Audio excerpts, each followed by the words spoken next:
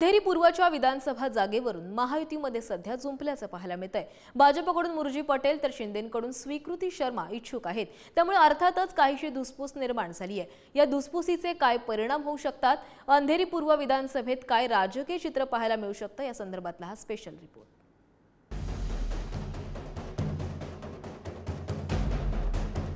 विधानसभेसाठी महायुतीच्या कोणत्याही उमेदवाराची अधिकृत घोषणा झाली नसली तरी अंधेरी पूर्व मतदारसंघात शिंदेंच्या शिवसेनेकडून स्वीकृती शर्मा यांच्या नावाची थेट घोषणा झाली आहे। ही घोषणा शिंदेंच्या कोणा नेत्यांना नाही तर स्वीकृती शर्मा यांचे पती आणि पक्षात कोणत्याही पदावर नसलेले तरी पक्षात वजन असलेल्या माजी पोलीस अधिकारी प्रदीप शर्मा यांनी केली आहे।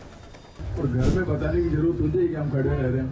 आपको समझना चाहिए, अगर मेरी पत्नी पार्टी में प्रवेश करती है, पार्टी प्रमुख के सामने प्रवेश करती है, तो पार्टी का काम करने के लिए थोड़ी प्रवेश करती है। टिकट में लड़ने के लिए प्रॉमिस किया है इसलिए प्रवेश करते हैं, है कि नहीं? उसमें कोई दो राय नहीं है। मुख्यमंत्र्यांच्या उपस्थितीत मोठ्या थाटामाटात स्वीकृती शर्मा यांचा पक्ष प्रवेश काही महिन्यांपूर्वीच पार पडला।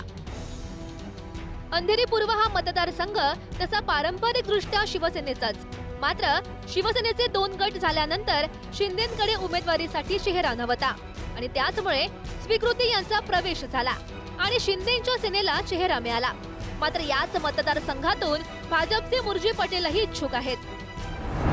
भाजपाकडून इच्छुक मुरजी पटेल 2019 साली अपक्ष म्हणून याच मतदारसंघातील ते उमेदवार होते। 2022च्या पोटनिवडणुकीतही निवडणूक लढवण्याची त्यांची तयारी होती। पक्षाच्या आदेशामुळे पोटनिवडणुकीतून त्यांनी माघार घेतली।